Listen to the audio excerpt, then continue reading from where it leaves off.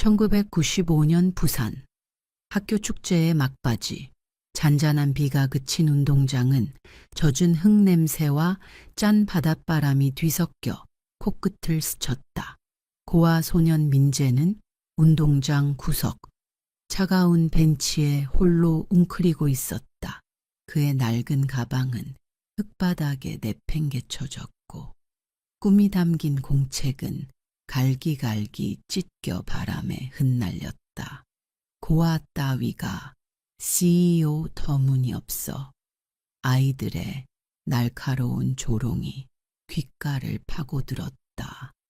그 순간 무거운 발소리가 운동장을 뒤흔들었다. 고아원 원장님의 단호한 목소리가 울렸다. 누가 더 빛나는 삶을 사는지 두고 보자.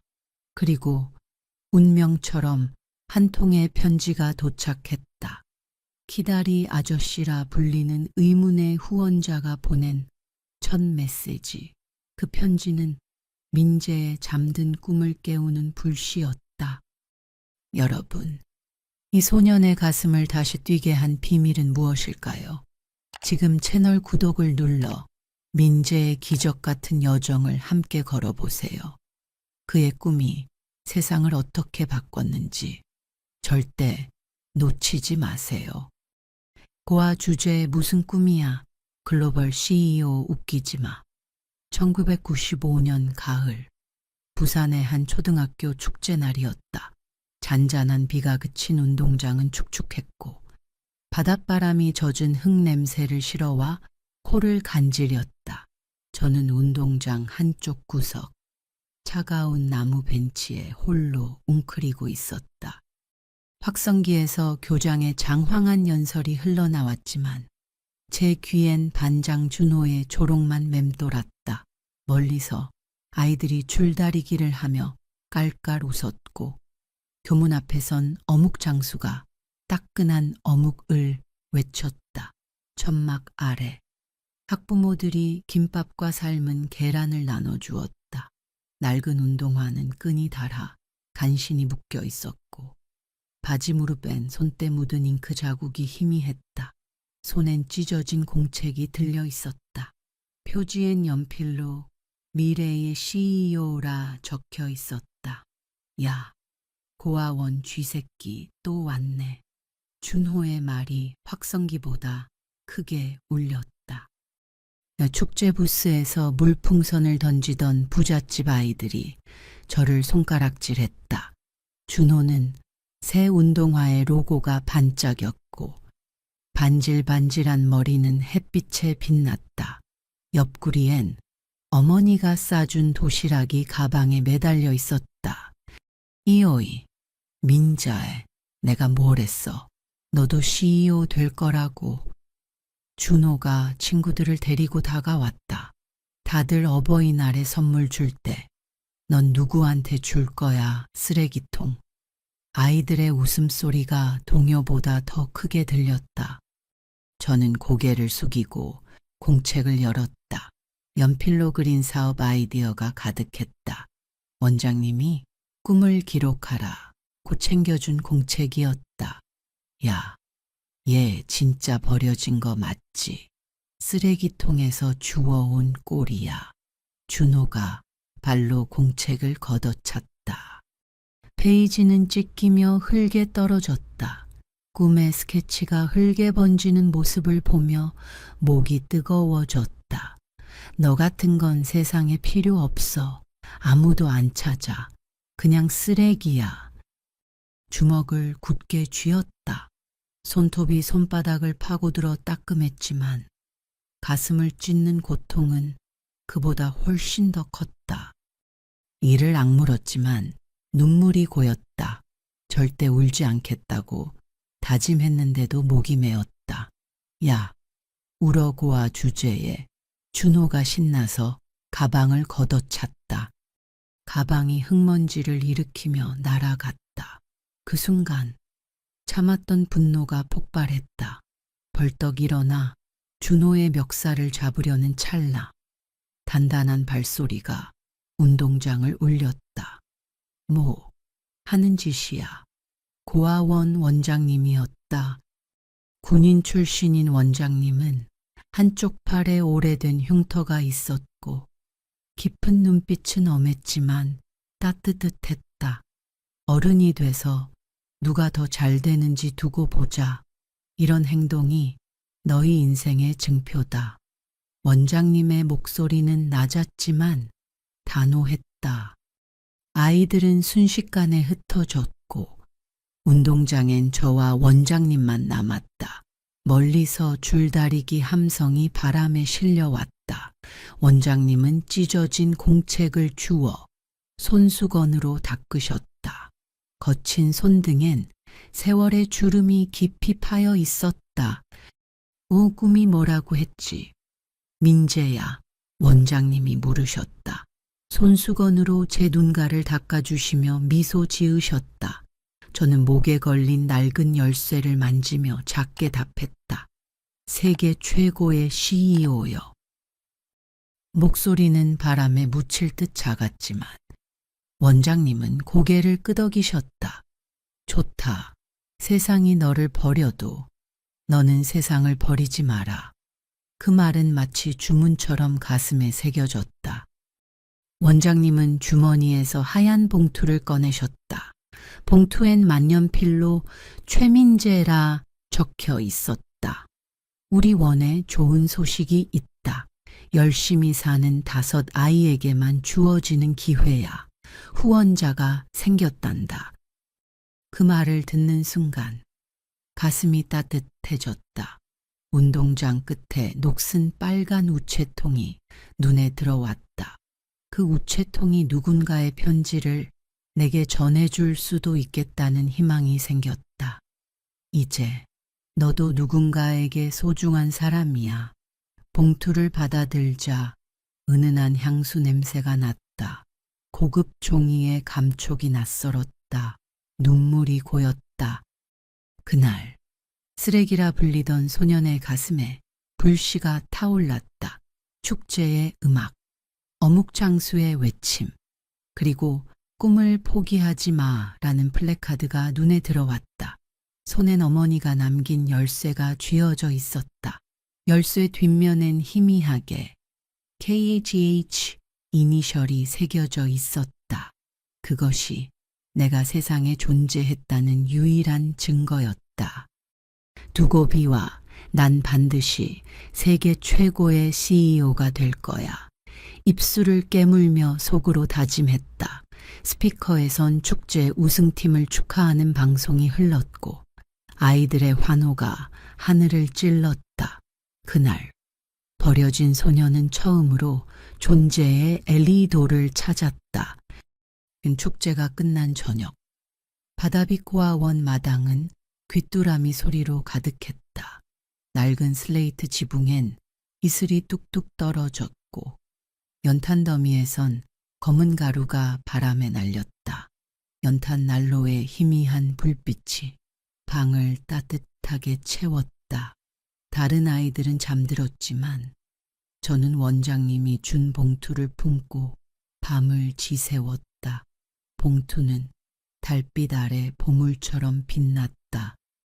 다음 날 아침 원장실로 불려갔다. 방 안엔 오래된 책상, 삐걱이는 나무 의자, 그리고 노란 전구가 희미하게 빛났다. 벽시계는 8시 5분을 가리켰다. 이건 너에게 온 첫 편지란다. 원장님이 붉은 잉크 묻은 손으로 크림색 봉투를 건넸다.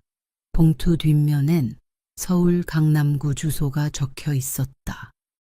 서울, 꿈에서만 보던 곳, 그곳에서 누군가가 저를 생각했다는 게 믿기지 않았다. 창밖으론 아침 조회 종소리가 울렸고 아이들이 줄 서는 소리가 들렸다. 떨리는 손으로 봉투를 열었다. 은은한 향수 냄새가 났다. 편지지는 고급스러웠고 검은 만년필 글씨는 단정했다. 꾹꾹 눌러 쓴 필체에서 힘이 느껴졌다. 아민재에게 너의 꿈을 들었다. 글로벌 CEO가 되고 싶다고 멋진 포부구나. 나도 한때 그런 꿈을 꿨지. 너는 세상에서 가장 소중한 아이야. 지금 네 주변이 초라하다고 네 가치가 떨어지는 건 아니야. 넌 반드시 위대한 CEO가 될 거야. 내가 너를 처음 봤을 때 알았단다. 너에겐 특별한 무언가가 있어. 이제 내가 뒤에서 조용히 지켜볼게. 키다리 아저씨라고 불러줘. 편지를 읽고 또 읽었다. 한 글자 한 글자가 가슴에 새겨졌다. 너를 처음 봤을 때 라는 문장이 이상했다. 저를 만난 적이 있다는 걸까? 창밖을 바라보았다. 고아원 담장 너머로 낡은 버스가 먼지를 일으키며 지나갔다. 아침 햇살이 창틀에 걸려 따뜻한 기운을 전했다. 이제 답장을 써야지. 원장님이 낡은 볼펜과 공책을 내밀었다. 볼펜은 잉크가 희미했고 끝이 뭉툭했다.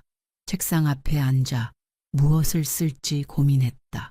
창밖으론 고무줄놀이 하는 아이들의 웃음소리, 세숫대야에 물 받는 소리, 식당의 칼질 소리가 들렸다. 키다리 아저씨께. 저는 민재입니다. 편지 정말 감사해요. 아저씨가 저를 본 적이 있다고 하셨는데. 언제 만난 거죠? 저는 정말 CEO가 될 거예요.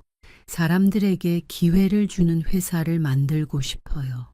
원장님께도 좋은 사무실을 선물하고 싶습니다. 아저씨는 어떤 분이신가요? 얼굴을 뵙고 싶어요. 답장 기다릴게요. 서툰 글씨로 정성껏 썼다. 원장님이 맞춤법을 살짝 고쳐주셨다. 답장을 마친 후 원장님이 저를 고아원 입구로 데려가셨다. 거기엔 페인트가 벗겨진 빨간 우체통이 있었다. 녹슨 철판은 세월의 상처 같았다. 여기에 넣으면 아저씨에게 갈 거란다. 조심스럽게 봉투를 넣었다. 철컥 소리와 함께 제 마음도 들어간 듯 했다. 그 순간 우체통은 세상에서 가장 아름다운 물건이었다. 원장님, 키다리 아저씨는 어떤 분이에요? 궁금증을 참지 못하고 물었다. 원장님은 먼 바다를 바라보며 미소 지으셨다. 인생은 네가 생각하는 것보다 복잡하단다. 민재야. 그 말의 의미를 당시엔 이해하지 못했다. 원장님은 천천히 돌아가셨고 저는 우체통 앞에 한참 서 있었다. 우체통 표면이 따뜻하게 느껴졌다. 그날 밤 고아원 이불 속에서 열쇠를 만졌다. 뒷면에 KJH 이니셜이 궁금해졌다. 어머니가 준 것이라 믿었던 이 열쇠의 비밀이 무엇일까? 달빛이 창문으로 들어와 방을 밝혔다. 옆자리 아이들의 숨소리, 멀리 항구의 배 경적 소리가 들렸다. 꿈을 꿨다. 1994년 겨울, 제가 6살 때였다. 민재야, 엄마가 잠시 이모한테 널 맡길게. 큰돈 벌어서 데리러 올게. 부산의 차가운 버스 정류장. 어머니는 낡은 회색 모자를 쓰고 계셨다. 버스 유리창엔 부산 서울 글씨가 희미하게 보였다. 어머니는 제 목에 열쇠를 걸어주셨다. 이건 우리를 이어주는 증표야. 절대 잃어버리면 안 돼. 어머니의 손은 차가웠지만 눈빛은 따뜻했다. 그때는 몰랐다. 그게 어머니의 마지막 거짓말이었다는 걸. 버스 배기구의 매연 냄새가 코를 찔렀고 차장은 빨리 타세요라 외쳤다. 정류장 근처 주점에선 돌아와요 부산항이 흘렀고 어머니의 눈에 눈물이 고였다. 이모의 집은 작았다. 시멘트 벽엔 축축한 물기가 흘렀고 다락방은 천장이 낮아 일어설 수 없었다. 바닥의 비닐장판은 찢어진 곳마다 신문지가 덧대어 있었다. 처음 몇 달, 매일 정류장에 나가 어머니를 기다렸다. 회색 모자를 쓴 어머니가 웃으며 올 것 같았다. 하지만 빈 버스만 왔다. 정류장 근처 구멍가게 아저씨는 저를 볼 때마다 아직 기다리니 라며 사탕을 주었다. 또 바보같이 기다리고 있어. 안 올 거야. 그 여자는 이모는 늘 신경질적이었다. 밤마다 막걸리를 마셨다. 엄마 언제 와요? 물을 때마다 이모는 한숨을 쉬었다. 어느 날 이모의 손에서 막걸리 병이 깨졌다. 이모의 인내심도 유리 조각처럼 산산이 부서졌다. 큰돈 웃기지 마. 내 엄마가 좋은 남자 만나 미국 갔다더라. 외제차 탄대. 이모는 술에 취해 중얼거렸다. 어느 날 이모가 막걸리 병을 벽에 던지며 소리쳤다. 그 양반 재산도 다 챙기고 애만 버리고 뭐가 좋다고 따라갔대. 그 뒤 말을 삼켰다. 조각난 이야기들만 주워 들으며 2년이 지났다. 눈이 녹은 1997년 봄, 이모는 낡은 신문을 보며 말했다. 이제 너도 갈 때가 됐다. 신문엔 아시안 게임 소식과 벚꽃 축제 광고가 실려 있었다. 무슨 말씀이세요? 내 엄마는 우리한테 죽었어. 너도 가야 해. 그날 오후 이모는 저를 낡은 승합차 뒷자리에 태웠다. 창밖으로 벚꽃이 흩날렸다. 아름다운 봄날. 하지만 제 마음은 무거웠다. 이모는 담배를 피우며 말없이 운전했다. 차가 도착한 곳은 회색 벽돌 3층 건물이었다. 바다빛 고아원. 간판이 바람에 삐걱였다. 건물은 낮은 담장으로 둘러싸여 있었고 입구엔 녹슨 철문이 있었다. 문 옆엔 빨간 우체통이 있었다. 그때는 그 우체통이 제 인생을 바꿀 줄 몰랐다. 잠깐 기다려. 서류 쓰고 올게. 이모는 건물 안으로 들어갔다. 저는 뒷좌석에서 열쇠를 만지며 기다렸다. 15분, 30분, 2시간. 이모는 돌아오지 않았다. 갑자기 차가 흔들렸다. 낯선 남자가 운전석에 앉았다. 야, 내려. 이 차 가져가야 해. 저기요. 제 이모고 뭐고. 이영순이 차 팔았어. 내려. 그제야 알았다. 이모가 저를 완전히 버렸다는 걸. 허겁지겁 내렸다. 남자는 흙먼지를 남기고 사라졌다. 비가 내리기 시작했다. 고아원 철문 앞. 손엔 작은 보퉁이와 열쇠뿐이었다. 우체통에 빗방울이 뚝뚝 떨어졌고 멀리 천둥 소리가 울렸다. 문이 열리고 원장님이 나오셨다. 아이고, 여기 누가 있네. 들어오렴. 다 젖겠다. 절뚝이는 원장님은 우산을 펼쳐 저를 비로부터 지켜주셨다. 우산 아래로 들어가는 순간 눈물이 터졌다. 원장님 품에서 어린아이처럼 울었다. 그날부터 고아원 생활이 시작되었다. 엄마도 이모도 누구도 저를 찾지 않았다. 처음 며칠은 말을 하지 않았다. 아이들이 떠들어도 구석에서 창밖만 바라봤다.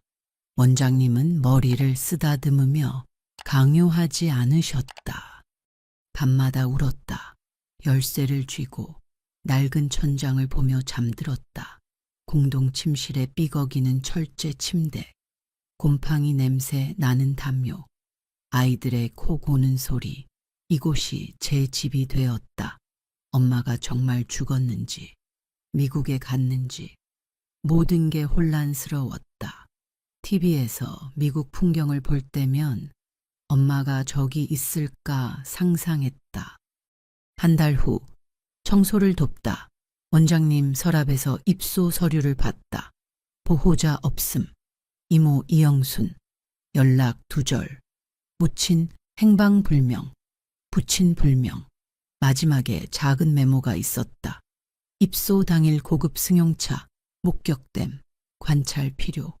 무슨 뜻인지 몰랐지만 그날 밤 꿈을 꿨다. 검은 차에서 내리는 모자 쓴 남자가 저를 바라보는 꿈이었다. 깨고 나서도 그 눈빛이 선명했다. 오래전부터 아는 눈빛 같았다. 다음 날 원장님께 물었다. 원장님, 제 엄마 정말 안 올까요? 원장님은 한숨을 쉬셨다. 민재야, 세상엔 말하기 어려운 진실이 있단다. 때론 모르는 게 덜 아플 때도 있어. 그 후 더 묻지 않았다. 열쇠를 쥐고 언젠가 진실을 알겠다고 다짐했다.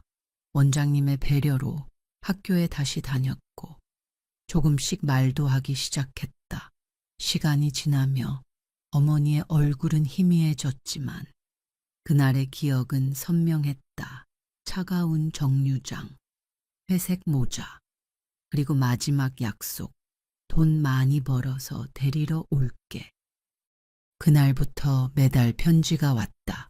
키다리 아저씨의 편지는 늘 따뜻했고 용기를 주었다. 가끔 작은 선물도 왔다. 새 연필, 얇은 책, 때론 초콜릿도. 초콜릿을 나눠 먹을 때면 잠시 인기 있는 아이가 되었다. 편지가 오는 날은 고아원에서 가장 행복한 날이었다. 창가에 앉아 편지를 읽으며 햇살이 키다리 아저씨의 미소 같다고 상상했다. 하지만 편지를 읽을 때마다 묘한 느낌이 들었다. 마치 오래전부터 아는 사람의 목소리 같았다. 어느 편지엔 이렇게 적혀 있었다. 민재야, 세상이 널 버렸다고 생각하지 마. 넌 결코 혼자가 아니야. 그 문장은 주문처럼 가슴에 새겨졌다. 고아원의 추운 겨울밤, 연탄 난로 불빛 아래 그 편지를 보물처럼 간직했다. 낡은 철제 상자의 편지를 차곡차곡 모았고 잠들기 전 한 번씩 읽었다. 또 다른 편지엔 이런 구절이 있었다. 어둠 속에서도 희망을 봐라. 네 열쇠처럼 과거와 미래는 연결되어 있단다. 이 문장을 읽을 때마다 KGAH 이니셜이 신경 쓰였다. 어머니의 이니셜은 분명 다른데 왜 KGH일까? 잠 못 이루는 밤. 그 의문이 머릿속을 맴돌았다. 4년 후 생일날 특별한 편지가 왔다. 봉투 안엔 스타트업의 기초라는 책이 들어있었다. 낡은 표지엔 누군가의 필기 흔적이 가득했다. 첫 페이지엔 이렇게 적혀 있었다. 이건 내가 젊었을 때 쓰던 책이다. 너에게 도움이 되길. 그리고 민재야.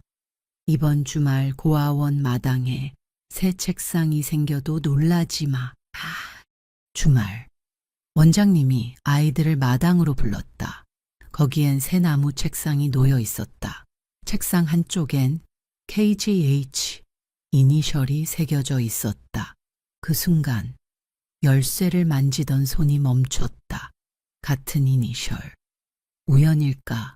원장님은 미소 지으며 말했다. 이건 후원자께서 보내신 선물이다. 이 책상에 앉아 큰 꿈을 꿔라. 그날 저녁, 책상에 혼자 앉아 있을 때였다. 고아원 담장 너머로 검은 승용차가 천천히 지나갔다. 차창 너머 희미한 남자의 실루엣이 고아원을 바라보다 사라졌다. 가슴이 쿵쾅거렸다. 그분이 키다리 아저씨였을까? 버려진 소년의 마음에 불씨가 타올랐다. 고등학교 3학년. 저는 서울대 경영학과 입시에 도전했다. 민재야, 합격할 거야. 원장님은 자신 있게 말씀하셨지만 지방 고아원에서 독학한 실력으론 역부족이었다. 삐걱이는 의자에 앉아 수능 성적표를 봤던 날 손이 떨렸다. 합격자 명단에 내 이름은 없었다. 고아원 옥상에서 하늘을 보며 한참 울었다. 손엔 키다리 아저씨의 마지막 편지가 들려 있었다. 포기하지 마. 민재야. 꿈은 반드시 이루어진다. 재수해 볼까. 키다리 아저씨에게 편지를 보냈다. 곧 답장이 왔다. 민재야. 학원비를 도와줄게. 포기하지 마. 하지만 희망은 오래가지 않았다. 졸업 후 붉은 도장이 찍힌 입대 통지서가 왔다. 당시 재수생도 병역을 피할 수 없었다. 통지서를 들고 원장님 방에 들어섰을 때 원장님의 눈빛엔 슬픔이 담겨 있었다. 입대해서 제대하고 더 열심히 도전하겠습니다.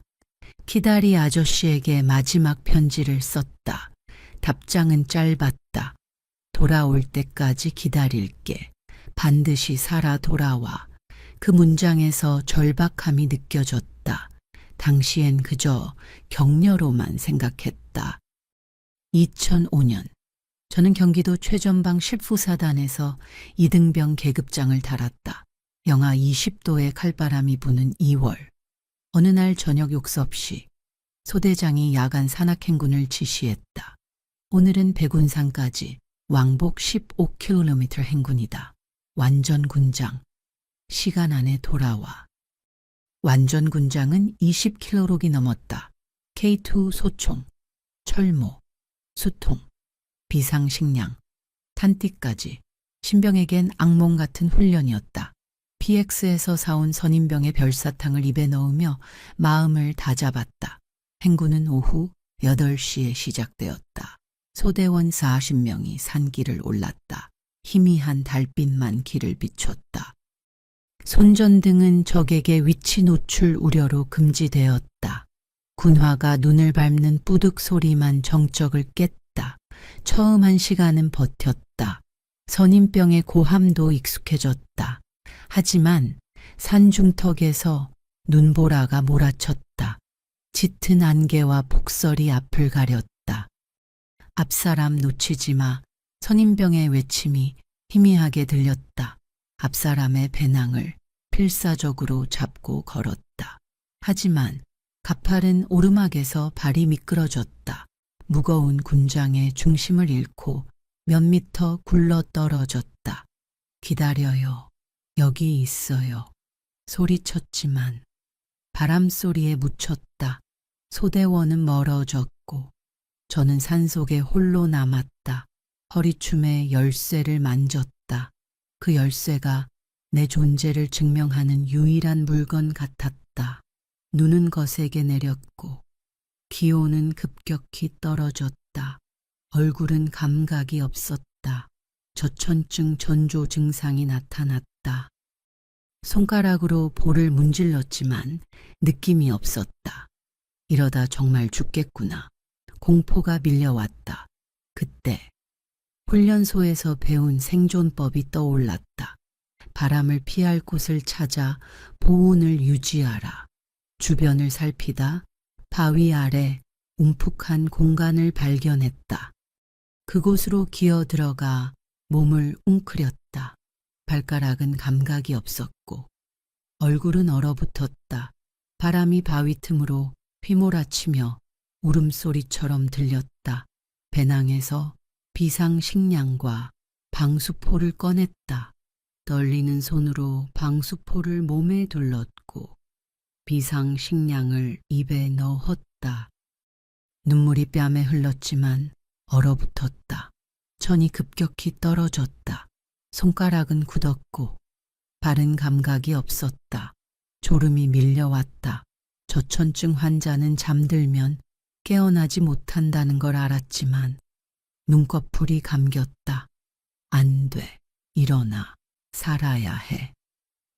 의식이 흐려지는 순간 가슴팍이 뜨거워졌다. 군복 안주머니에 넣어둔 2가지 물건이 떠올랐다. 얼어붙은 손으로 안주머니를 뒤졌다. 심장 가까이에 품은 키다리 아저씨의 마지막 편지와 열쇠였다. 포기하지 마. 민재야. 그 낯익은 목소리는 마치 어머니의 속삭임 같았다. 떨리는 손으로 편지를 펼쳤다. 달빛 아래 만년필 글씨가 희미하게 빛났다. 너는 결코 혼자가 아니야. 네 꿈은 반드시 이루어질 거야. 그 문장이 차가운 산속에서 가슴을 뜨겁게 불태웠다. 열쇠에 KJH 이니셜을 만지며 다짐했다. 살아남아서 CEO가 될 거야. 그리고 키다리 아저씨를 꼭 만날 거야. 방수포를 더 단단히 둘렀다. 비상식량을 입에 넣으며 천을 유지하려 애썼다. 시간이 흘렀다. 눈보라는 잦아들었고 멀리서 소대원의 외침이 들렸다. 민자에 여기 있나? 구조대가 도착한 것이다. 간신히 손을 들어 신호를 보냈다. 소대원의 손에 이끌려 바위 틈에서 나온 그는 병원으로 후송되었다. 저천증의 위기를 넘긴 민재는 군 복무를 이어가며 매일 밤 편지를 읽었다. 그 편지는 그의 생존 의지이자 꿈의 등불이었다. 군 복무 중 그는 작은 노트에 사업 아이디어를 적기 시작했다. 언젠가 AI로 세상을 바꾸는 회사를 만들 거야. 제대 후 키다리 아저씨의 지원으로 재수에 도전했다. 학원에 다니며 밤늦도록 공부했다. 낡은 고아 원방, 연탄 난로의 희미한 불빛 아래 그는 서울대 경영학과 합격을 위해 모든 것을 바쳤다. 2008년 마침내 합격 통지서를 손에 쥔 순간 고아원 옥상에서 하늘을 보며 울었다. 원장님, 키다리 아저씨, 해냈어요. 수년 후 민재는 AI 스타트업을 창업했다. 그의 회사 미래비전은 글로벌 테크 거물이 되었다. 그는 가난한 이들을 위한 무료 교육 플랫폼을 만들었고 원장님을 위해 고아원에 새로운 컴퓨터실을 기증했다. 하지만 키다리 아저씨의 정체는 여전히 풀리지 않은 수수께끼였다. 어느 날 민재는 고아원 마당에 낡은 책상에 앉아 있었다. 책상에 새겨진 KJH 이니셜. 오래전 담장 너머로 지나가던 검은 승용차의 실루엣이 떠올랐다. 혹시 그는 편지 상자를 열었다. 수백 통의 편지. 그 안에서 반복된 문장들이 퍼즐처럼 맞춰졌다. 너를 처음 봤을 때 알았단다. 민재는 편지 속 주소로 찾아갔다. 서울 강남구의 오래된 저택. 그곳에서 그는 마침내 키다리 아저씨를 만났다. 백발의 노신사는 민재를 보자 미소 지었다. 민재야, 드디어 왔구나. 그는 민재의 아버지 김준혁이었다. 김준혁은 젊은 시절 테크 창업가였다. 민재의 어머니와 헤어진 후 그는 민재를 찾았지만 이모의 거짓으로 흔적을 놓쳤다. 우연히 고아원에서 민재를 발견하고 멀리서 지켜보며 후원해왔다. KJH는 그의 이니셜이었다. 네 어머니는 나를 떠났지만 너를 버린 건 아니야. 그녀는 너를 지키려 했지만 결국 병으로 세상을 떠났단다. 민재는 아버지의 품에서 눈물을 흘렸다. 아버지, 왜 이제야?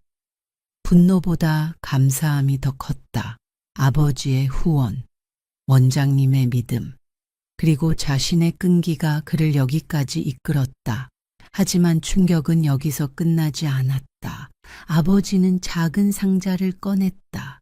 안엔 민재의 어머니가 남긴 편지가 있었다. 민재야, 엄마는 너를 사랑해. 이 열쇠는 네 아버지의 꿈을 상징하는 거야. 언젠가 너도 큰 꿈을 이루길. 편지를 읽으며 민재는 무너졌다. 어머니는 그를 버린 게 아니었다. 그녀는 병든 몸으로도 민재의 미래를 위해 아버지에게 연락을 시도했던 것이다. 민재는 아버지와 함께 어머니의 무덤을 찾았다. 부산의 작은 언덕, 바람이 부는 묘지에서 그는 열쇠를 무덤 앞에 놓았다. 엄마, 아빠, 저 해냈어요. 그의 회사는 이제 전 세계로 뻗어나갔고 수백만 명에게 기회를 주었다. 하지만 민재에게 가장 소중한 것은 그를 믿어준 이들의 사랑이었다. 이 이야기는 단순한 성공담이 아니다. 민재의 여정은 버려진 이들에게 희망이 있음을 보여준다. 세상의 조롱, 차가운 눈보라를 뚫고 그는 꿈을 이뤘다. 원장님의 단호한 격려, 키다리 아저씨의 편지, 어머니의 열쇠는 그의 삶을 지탱한 불씨였다. 우리는 무엇을 배울까? 한 사람의 믿음과 의지가 기적을 만든다. 과거의 상처는 우리를 정의하지 않는다. 민재의 열쇠는 사랑, 희망, 도전의 상징이었다. 여러분, 민재의 이야기에서 무엇이 가장 기억에 남나요? 그의 끈기, 원장님의 따뜻함, 부모님의 숨겨진 사랑. 댓글로 감상을 나눠주세요. 좋아요, 공유, 채널 구독으로 더 많은 감동을 함께 해요. 여러분의 응원이 큰 힘이 됩니다. 진심으로 감사드립니다.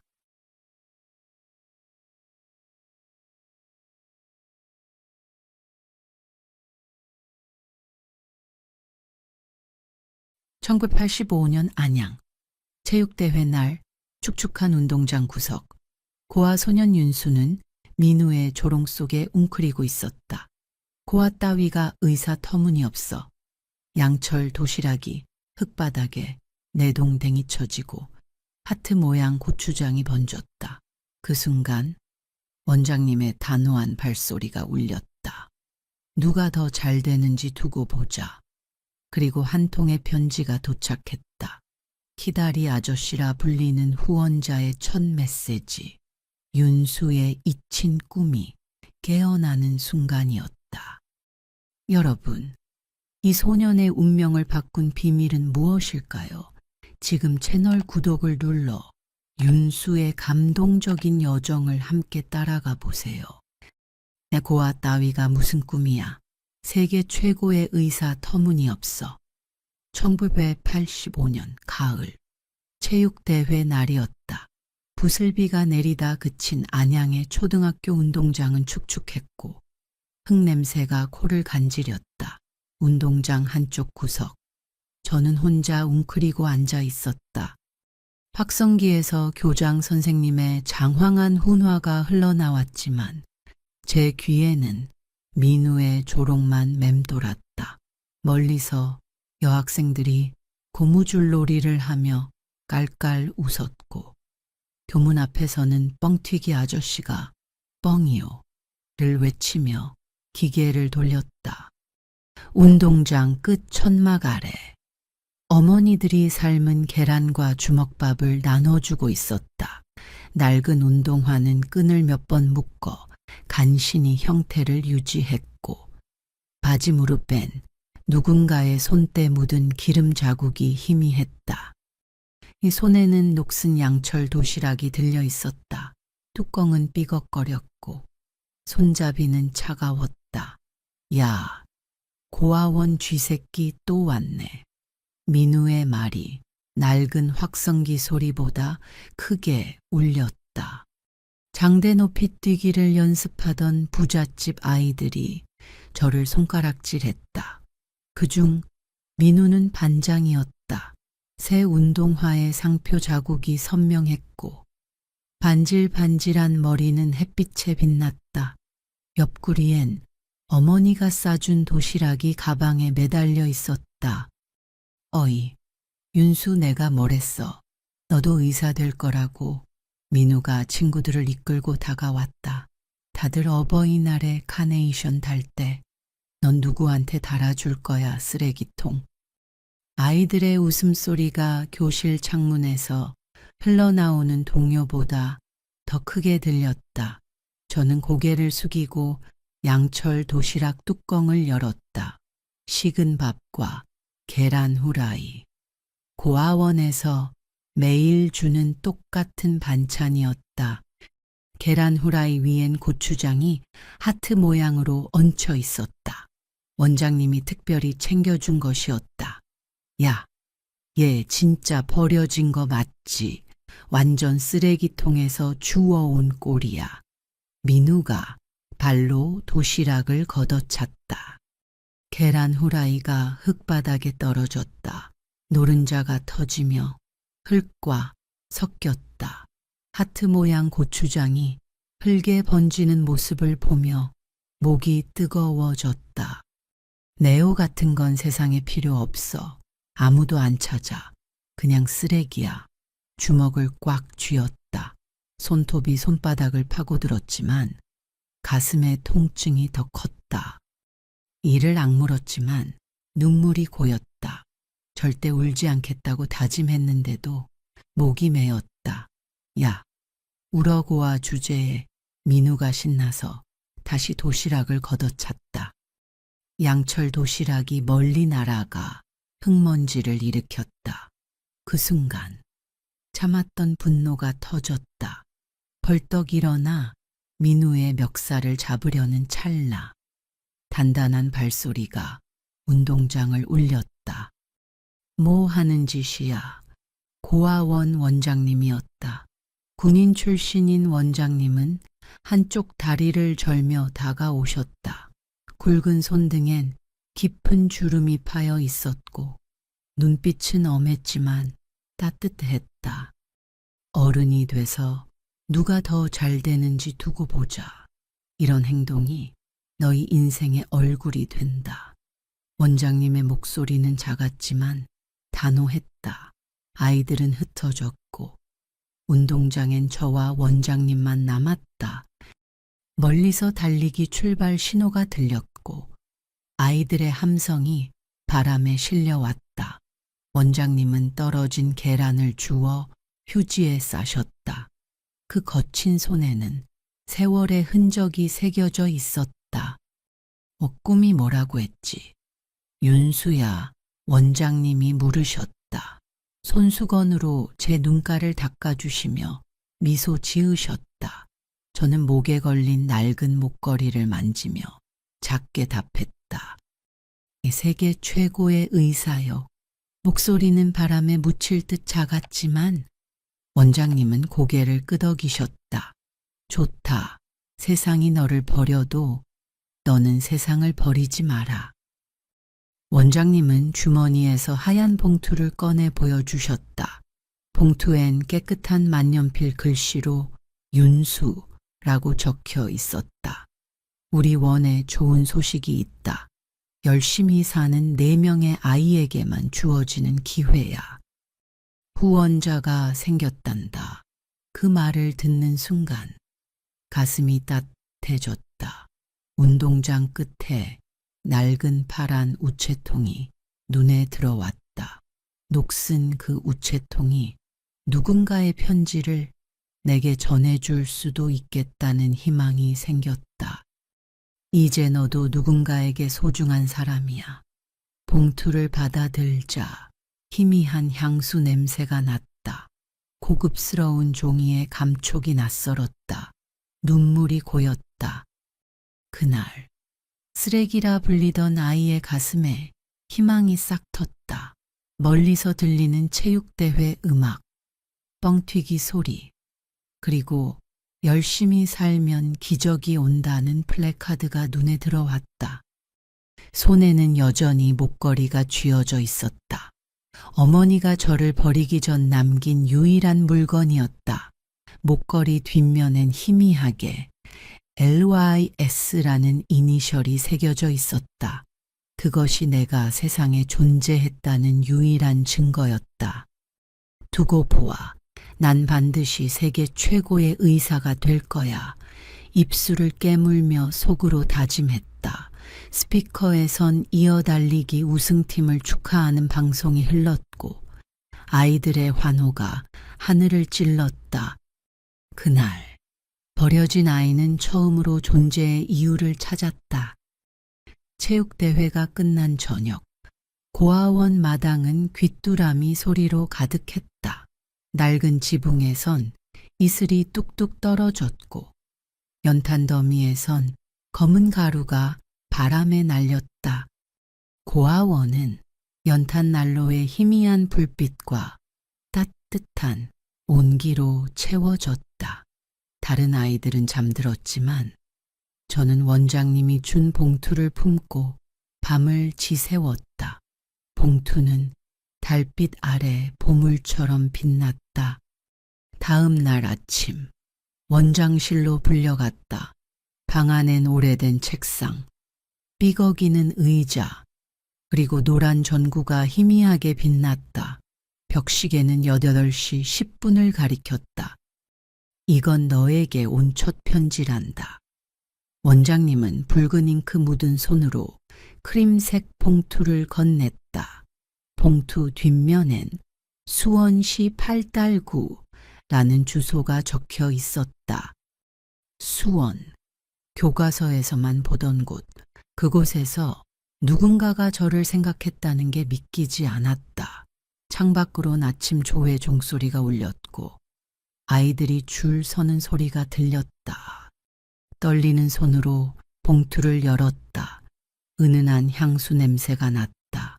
편지지는 고급스러웠고 검은 만년필 글씨는 정성스러웠다. 필체는 단정했고 꾹꾹 눌러 쓴 힘이 느껴졌다. 윤수에게 너의 이야기를 들었다. 세계 최고의 의사가 되고 싶다고. 멋진 꿈이구나.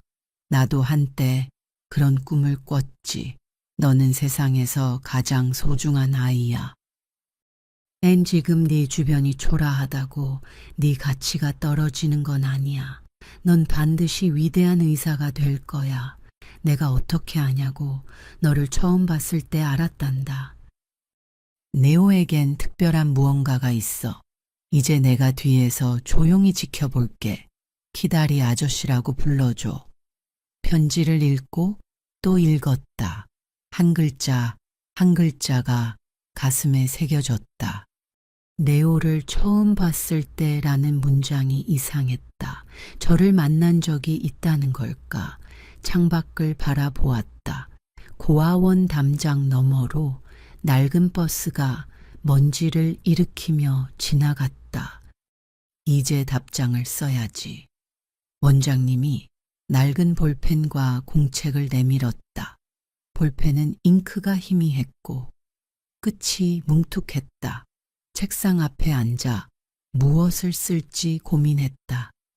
창밖으론 고무줄놀이 하는 아이들의 웃음소리, 세숫대야에 물 받는 소리, 식당의 칼질 소리가 들렸다. 키다리 아저씨께 저는 윤수입니다. 편지 정말 감사해요. 아저씨가 저를 본 적이 있다고 하셨는데 언제 만난 거죠? 저는 정말 의사가 될 거예요. 아픈 사람들을 돕고 싶어요. 원장님 다리가 불편하신데 언젠가 고쳐드리고 싶어요. 아저씨는 어떤 분이신가요? 얼굴을 뵙고 싶어요. 답장 기다릴게요. 서툰 글씨로 정성껏 썼다. 원장님이 맞춤법을 살짝 고쳐주셨다. 답장을 마친 후 원장님이 저를 고아원 입구로 데려가셨다. 거기엔 페인트 벗겨진 파란 우체통이 있었다. 녹슨 철판은 세월의 상처 같았다. 여기에 넣으면 아저씨에게 갈 거란다. 원장님의 말에 조심스럽게 봉투를 넣었다. 철컥 소리와 함께 제 마음도 들어간 듯 했다. 그 순간 우체통은 세상에서 가장 아름다운 물건이었다. 원장님, 키다리 아저씨는 어떤 분이에요? 궁금증을 참지 못하고 물었다. 원장님은 먼 산을 바라보며 미소 지으셨다. 인생은 네가 생각하는 것보다 복잡하단다. 윤수야. 그 말의 의미를 당시엔 이해하지 못했다. 원장님은 절뚝이며 돌아가셨고 저는 우체통 앞에 한참 서 있었다. 우체통 표면이 따뜻하게 느껴졌다. 그날 밤 고아원 이불 속에서 목걸이를 만졌다. 뒷면에 LYS 이니셜이 궁금해졌다. 어머니가 준 것이라 믿었던 이 목걸이의 비밀이 무엇일까? 달빛이 창문으로 들어와 방을 밝혔다. 옆자리 아이들의 숨소리, 멀리 밤기차 소리가 들렸다. 그날부터 매달 편지가 왔다. 키다리 아저씨의 편지는 늘 따뜻했고 용기를 주었다. 가끔 작은 선물도 왔다. 새 연필, 얇은 책, 때론 과자도. 과자를 나눠 먹을 때면 잠시 인기 있는 아이가 되었다. 편지가 오는 날은 고아원에서 가장 행복한 날이었다. 창가에 앉아 편지를 읽으며 햇살이 키다리 아저씨의 미소 같다고 상상했다. 하지만 편지를 읽을 때마다 묘한 느낌이 들었다. 마치 오래전부터 아는 사람의 목소리 같았다.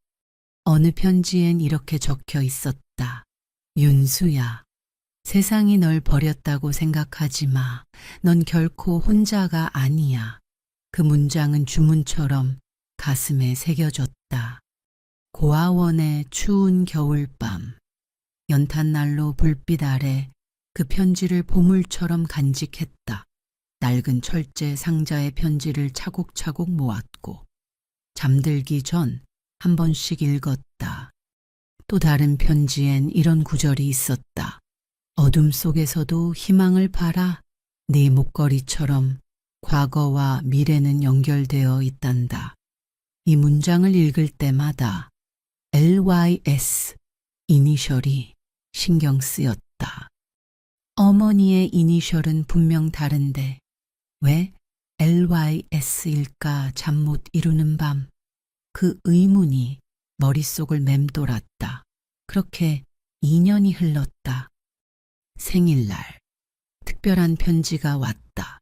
봉투 안엔 의학 입문이라는 책이 들어있었다. 낡은 표지엔 누군가의 필기 흔적이 가득했다. 첫 페이지엔 이렇게 적혀 있었다. 이건 내가 젊었을 때 쓰던 책이란다. 너에게 도움이 되길.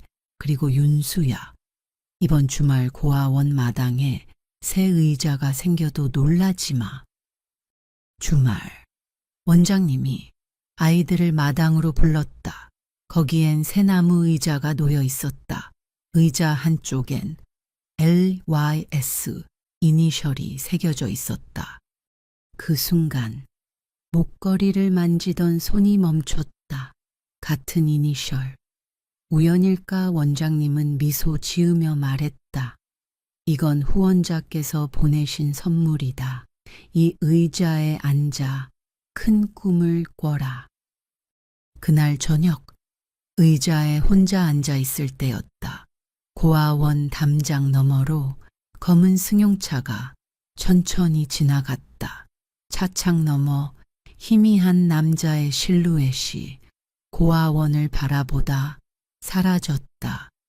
가슴이 쿵쾅거렸다. 그분이 키다리 아저씨였을까 그 순간. 버려진 아이의 마음에 불씨가 타올랐다. 목걸이, 편지, 의자의 이니셜, 모든 것이 비밀로 연결된 듯했다. 단 하나의 목표가 생겼다. 세계 최고의 의사가 되어 키다리 아저씨를 만나고 목걸이의 비밀을 푸는 것, 그것이 내 삶의 이유가 되었다. 꿈을 꿨다. 1984년 겨울, 제가 7살 때였다. 윤수야, 엄마가 잠시 이모한테 널 맡길게. 돈 많이 벌어서 데리러 올게. 찬바람이 부는 시골 버스 정류장. 어머니는 검은 스카프를 두르고 계셨다. 버스 유리창엔 수원 대전이라는 글씨가 보였다. 어머니는 제 목에 목걸이를 걸어주셨다. 이건 엄마랑 너를 이어주는 끈이야. 절대 잃어버리면 안 돼. 어머니의 손은 차가웠지만 눈빛은 따뜻했다. 그때는 몰랐다. 그게 어머니의 마지막 거짓말이었다는 걸. 버스 배기구에 매연 냄새가 코를 찔렀고 차장은 빨리 타세요라 외쳤다. 정류장 근처 주점에선 돌아와요 용인항이 흘렀고 어머니의 눈에 눈물이 고였다. 이모의 집은 작았다. 시멘트 벽엔 축축한 물기가 흘렀고 다락방은 천장이 낮아 일어설 수 없었다. 바닥의 비닐장판은 찢어진 곳마다 신문지가 덧대어 있었다. 처음 몇 달 매일 버스 정류장에 나가 어머니를 기다렸다. 검은 스카프를 한 어머니가 웃으며 올 것 같았다. 하지만 빈 버스만 왔다. 정류장 근처 구멍가게 아저씨는 저를 볼 때마다 아직 기다리니 라며 사탕을 주었다. 또 바보같이 기다리고 있어. 안 올 거야. 그 여자는. 이모는 늘 신경질적이었다. 밤마다 막걸리를 마셨다. 엄마 언제 와요? 물을 때마다 이모는 한숨을 쉬었다. 어느 날 이모의 손에서 막걸리병이 깨졌다. 이모의 인내심도 유리 조각처럼 산산이 부서졌다. 고운 돈 웃기지 마. 내 엄마가 좋은 남자 만나 유럽 갔다더라. 외제차 탄대. 이모는 술에 취해 중얼거렸다. 퍼즐처럼 조각난 이야기가 머릿속에 쌓였다. 어느 날 이모가 막걸리병을 벽에 던지며 소리쳤다. 그 양반 재산도 다 가져가고 애만 버리고 뭐가 좋다고 따라갔대. 그 뒤 말을 삼켰다. 조각난 이야기들만 주워 들으며 2년이 지났다. 눈이 녹은 1987년 봄, 이모는 낡은 신문을 보며 말했다. 이제 너도 갈 때가 됐다. 신문엔 올림픽 소식과 벚꽃 축제 광고가 실려 있었다. 무슨 말씀이세요? 내 엄마는 우리한테 죽었어. 너도 가야 해. 그날 오후 이모는 저를 낡은 승합차 뒷자리에 태웠다. 창밖으로 벚꽃이 흩날렸다. 아름다운 봄날. 하지만 내 마음은 무거웠다. 이모는 담배를 피우며 말없이 운전했다. 차가 도착한 곳은 회색 벽돌 3층 건물이었다. 햇빛 고아원. 간판이 바람에 삐걱였다. 건물은 낮은 담장으로 둘러싸여 있었고 입구엔 녹슨 철문이 있었다. 문 옆엔 파란 우체통이 있었다. 그때는 그 우체통이 내 인생을 바꿀 줄 몰랐다. 잠깐 기다려. 서류 쓰고 올게. 이모는 건물 안으로 들어갔다. 저는 뒷좌석에서 목걸이를 만지며 기다렸다. 15분, 30분, 2시간. 이모는 돌아오지 않았다. 갑자기 차가 흔들렸다. 낯선 남자가 운전석에 앉았다. 야, 내려 이 차 가져가야 해. 저기요, 제 이모고 뭐고 최 씨가 차 팔았어. 내려. 그제야 알았다. 이모가 저를 완전히 버렸다는 걸. 허겁지겁 내렸다. 남자는 흙먼지를 남기고 사라졌다. 비가 내리기 시작했다. 햇빛 고아원 철문 앞. 손엔 작은 보퉁이와 목걸이뿐이었다. 우체통에 빗방울이 뚝뚝 떨어졌고 멀리 천둥 소리가 울렸다. 문이 열리고 원장님이 나오셨다. 아이고, 여기 누가 있네. 들어오렴. 다 젖겠다. 절뚝이는 원장님은 우산을 펼쳐 저를 비로부터 지켜주셨다. 우산 아래로 들어가는 순간 눈물이 터졌다. 원장님 품에서 어린아이처럼 울었다. 그날부터 고아원 생활이 시작되었다. 엄마도 이모도 누구도 저를 찾지 않았다. 처음 며칠은 말을 하지 않았다. 아이들이 떠들어도 구석에서 창밖만 바라봤다. 원장님은 머리를 쓰다듬으며 강요하지 않으셨다. 밤마다 울었다. 목걸이를 쥐고 낡은 천장을 보며 잠들었다. 공동 침실에 삐걱이는 철제 침대, 곰팡이 냄새 나는 담요, 아이들의 코 고는 소리, 이곳이 내 집이 되었다. 엄마가 정말 죽었는지, 유럽에 갔는지, 모든 게 혼란스러웠다. TV에서 유럽 풍경을 볼 때면 엄마가 저기 있을까 상상했다. 한 달 후 청소를 돕다. 원장님 서랍에서 입소 서류를 봤다. 보호자 없음. 이모 최영희. 연락 두절. 모친 행방불명. 부친 불명. 마지막에 작은 메모가 있었다. 입소 당일 고급 승용차.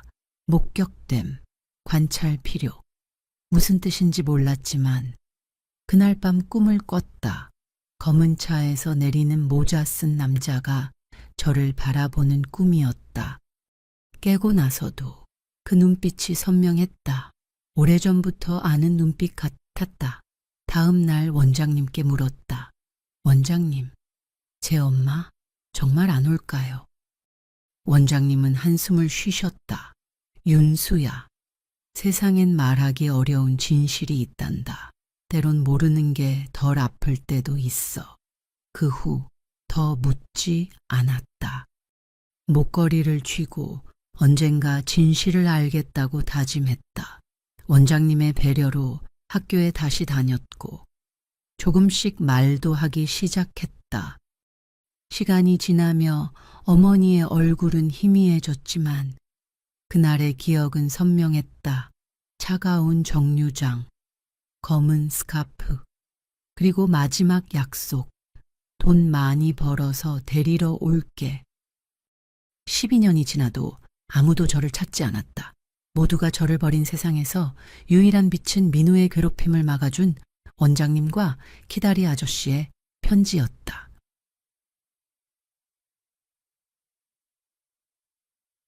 어느 날 키다리 아저씨에게 물었다. 아저씨, 제 부모님에 대해 아시나요? 답장은 짧았다.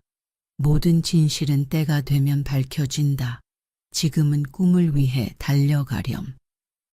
그 답장을 읽으며 LES 이니셜이 더 신경 쓰였다.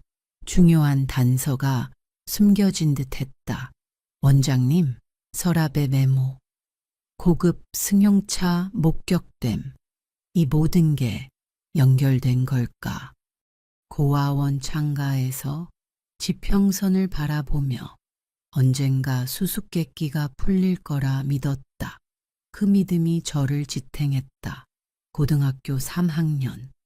드디어 의대 입시에 도전했다. 윤수야, 합격할 거야. 원장님은 자신 있게 말씀하셨지만 결과는 예상대로였다.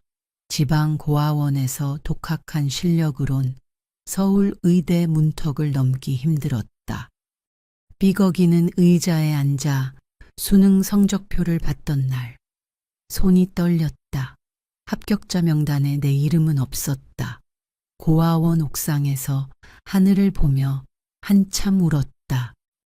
손엔 키다리 아저씨의 마지막 편지가 들려 있었다. 포기하지 마. 윤수야, 꿈은 반드시 이루어진다. 재수해 볼까? 키다리 아저씨에게 편지를 보냈다. 곧 답장이 왔다. 윤수야, 학원비를 도와줄게. 포기하지 마. 하지만 희망은 오래가지 않았다. 졸업 후 붉은 도장이 찍힌 입대 통지서가 왔다. 당신은 재수생도 병역을 피할 수 없었다. 통지서를 들고 원장님 방에 들어섰을 때 원장님의 눈빛엔 슬픔이 담겨 있었다. 입대해서 제대하고 더 열심히 도전하겠습니다. 키다리 아저씨에게 마지막 편지를 썼다. 답장은 짧았다. 돌아올 때까지 기다릴게. 반드시 살아 돌아와. 그 문장에서 절박함이 느껴졌다. 당시엔 그저 격려로만 생각했다. 1995년 저는 강원도 최전방 21사단에서 이등병 계급장을 달았다. 영하 25도의 칼바람이 부는 3월 어느 날 저녁 여과습시 소대장이 야간 산악행군을 지시했다. 오늘은 정송봉까지 왕복 18K 이후 행군이다. 완전 군장. 4시간 안에 돌아와. 완전 군장은 23,600이 넘었다. K2 소총, 철모, 수통, 비상식량, 탄띠까지 신병에겐 악몽 같은 훈련이었다. PX에서 사온 선임병의 별사탕을 입에 넣으며 마음을 다잡았다. 행군은 오후 8시에 시작되었다. 소대원 22명이 산길을 올랐다. 희미한 달빛만 길을 비췄다. 손전등은 적에게 위치 노출 우려로 금지되었다. 군화가 눈을 밟는 뿌득 소리만 정적을 깼다. 처음 1시간은 버텼다. 선임병의 고함도 익숙해졌다. 하지만 산중턱에서 눈보라가 몰아쳤다. 짙은 안개와 폭설이 앞을 가렸다. 앞사람 놓치지 마. 선임병의 외침이 희미하게 들렸다. 앞사람의 배낭을 필사적으로 잡고 걸었다. 하지만 가파른 오르막에서 발이 미끄러졌다. 무거운 군장의 중심을 잃고 몇 미터 굴러떨어졌다. 기다려요. 여기 있어요. 소리쳤지만 바람소리에 묻혔다. 소대원은 멀어졌고 저는 산속에 홀로 남았다. 허리춤에 목걸이를 만졌다. 그 목걸이가 내 존재를 증명하는 유일한 물건 같았다. 눈은 거세게 내렸고 기온은 급격히 떨어졌다. 얼굴은 감각이 없었다. 저천증 전조 증상이 나타났다. 손가락으로 볼을 문질렀지만 느낌이 없었다. 이러다 정말 죽겠구나.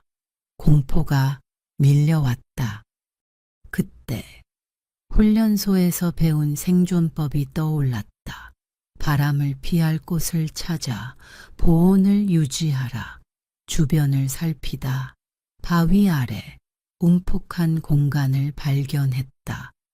그곳으로 기어들어가 몸을 웅크렸다.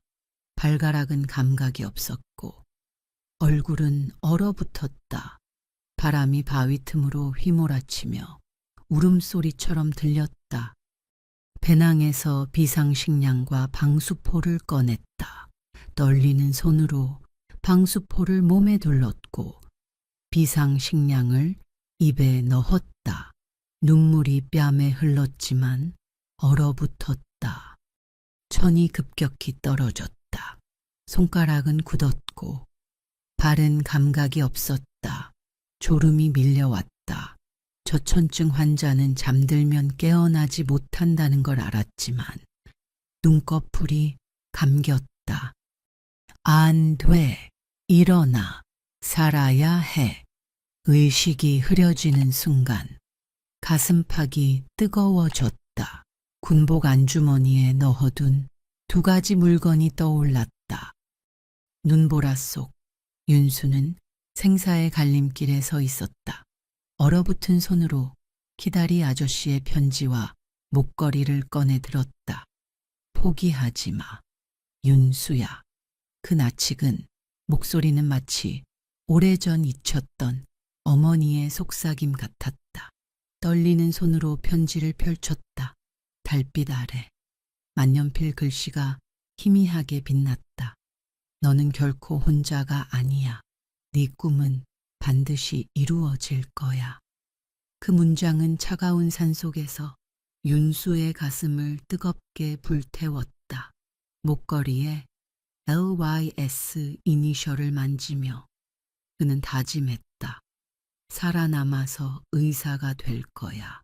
그리고 키다리 아저씨를 꼭 만날 거야. 윤수는 방수포를 더 단단히 둘렀다. 비상식량을 입에 넣으며 천을 유지하려 애썼다. 시간이 흘렀다. 눈보라는 잦아들었고 멀리서 소대원의 외침이 들렸다. 윤수, 여기 있나? 구조대가 도착한 것이다. 윤수는 간신히 손을 들어 신호를 보냈다. 소대원의 손에 이끌려 바위 틈에서 나온 그는 병원으로 후송되었다. 저천증의 위기를 넘긴 윤수는 군 복무를 이어가며 매일 밤 편지를 읽었다. 그 편지는 그의 생존 의지이자 꿈의 등불이었다. 제대 후 윤수는 재수에 도전했다. 키다리 아저씨의 지원으로 학원에 다니며 밤늦도록 공부했다. 낡은 고아원 방, 연탄 난로의 희미한 불빛 아래 그는 의대 합격을 위해 모든 것을 바쳤다. 1998년 마침내 수원의대에 합격했다. 합격 통지서를 손에 쥔 순간 윤수는 고아원 옥상에서 하늘을 보며 울었다. 원장님, 키다리 아저씨, 해냈어요. 그 순간 목걸이에 LYS 이니셜이 더욱 선명하게 느껴졌다. 수년 후 윤수는 세계적으로 인정받는 외과 의사가 되었다. 그는 가난한 이들을 위한 무료 진료소를 열었고 원장님의 다리를 치료하는 수술을 직접 집도했다. 하지만 키다리 아저씨의 정체는 여전히 풀리지 않은 수수께끼였다. 어느 날 윤수는 고아원 마당의 낡은 의자에 앉아 있었다. 그곳엔 여전히 LYS 이니셜이 새겨져 있었다. 문득 오래전 담장 너머로 지나가던 검은 승용차와 그 실루엣이 떠올랐다. 혹시 윤수는 편지 상자를 열었다. 수백 통의 편지. 그 안에서 반복된 문장들이 퍼즐처럼 맞춰졌다. 너를 처음 봤을 때 알았단다. 키다리 아저씨는 윤수를 오래전부터 알고 있었다. 윤수는 편지 속 주소로 찾아갔다. 수원 팔달구의 오래된 저택. 그곳에서 그는 마침내 키다리 아저씨를 만났다. 백발의 노신사는 윤수를 보자 미소 지었다. 윤수야, 드디어 왔구나. 그는 윤수의 아버지였다. 어머니가 떠난 후 그는 윤수를 찾았지만 이모의 거짓으로 흔적을 놓쳤다.